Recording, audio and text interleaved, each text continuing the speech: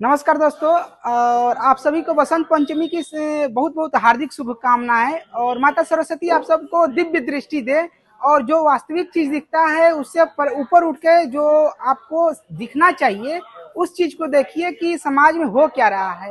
माता सरस्वती आपके परिवार और आपके समाज में सबको ज्ञान इस प्रकार दे कि आप उस चीज को समझ पाए कि वास्तविक परिस्थिति क्या है और समाज क्या है। तो इस चीज को समझने के लिए आपको शिक्षा बहुत ही जरूरी है, क्योंकि शिक्षा के माध्यम से ही हमारे समाज में क्रांति और अन्य तरह की क्षेत्रों में आपके बच्चे इस राष्ट्र के उत्थान में मदद करेंगे और एक न एक दिन राष्ट्र के प्रति अपना पूरा जीवन समर्पित करेंगे। तो हम इस बसंत पंचमी के उपलक्ष्य में जितने भी हमारे व्यूअर्स हैं, और पिछले मैं 8 या 9 महीने से मैं सोशल मीडिया पे एक्टिव नहीं था, क्योंकि बहुत सारे लोग जानते हैं कि मेरे ऊपर एक मुकदमा दर्ज है जो 420 का है। क्योंकि इस मुकदमे में मैं काफी परेशान हो गया था और कानूनी प्रक्रिया से गुजर रहा था।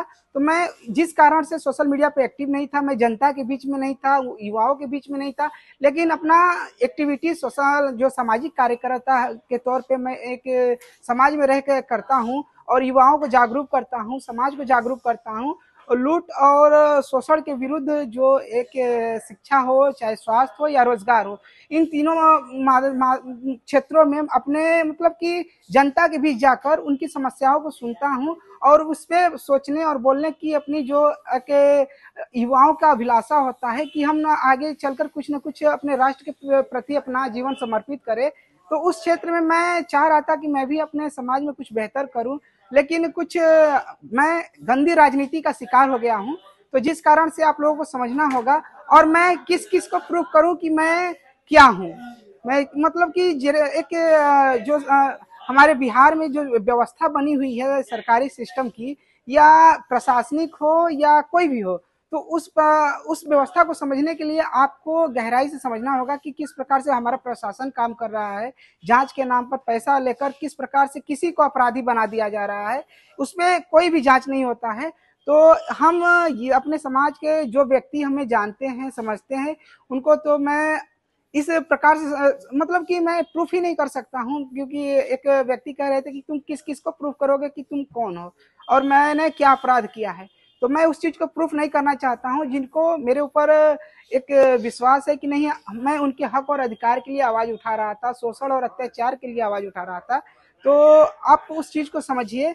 और आज से मेरा ये सोशल मीडिया पे एक्टिविटी जारी रहेगा जनता के बीच। हमने अपने चैनल का नाम बदल दिया है जनता के बीच। और जनता के बीच मैंने इसलिए रखा है कि मेरा संघर्ष काफी लंबा है और मैं आने वाले नेक्स्ट जनरेशन प्लानिंग यानी नेक्स्ट जनरेशन को मैं सुधारने का प्रयास करूंगा, क्योंकि हमारी ये जो समाज में बड़े बुजुर्ग व्यक्ति हैं जो हमारी बातों को नहीं समझ पा रहे हैं, मैं निरंतर उनको समझाने का प्रयास करूंगा कि किस प्रकार से लूट और घसोट हो रहा है हमारे समाज में।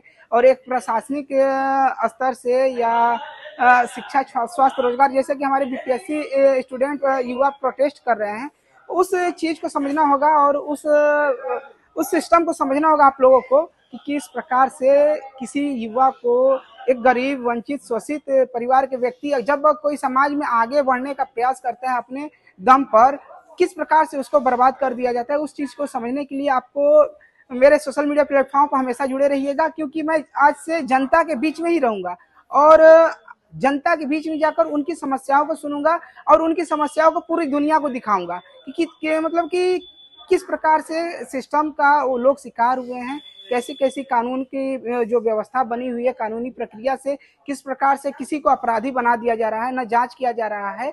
कुछ भी ऐसा कानूनी प्रक्रिया में जो भी अपने पद पर विराजमान है, पद संवैधानिक पद पर बैठे हुए हैं, वो अपने गैर कानूनी के तरीके से किसी को भी बिना जांचे परखे अपराधी बना दिया जा रहा है। तो ऐसे सिस्टम को, ऐसे समाज में जागरूकता के माध्यम से ही, शिक्षा के माध्यम से ही दूर किया जा सकता है। आप सभी का बहुत बहुत धन्यवाद और बसंत पंचमी की आप सभी को हार्दिक हार्दिक शुभकामनाएं। माता सरस्वती आप सभी को ज्ञान दें और राष्ट्र निर्माण में आप सभी का भागीदारी हो।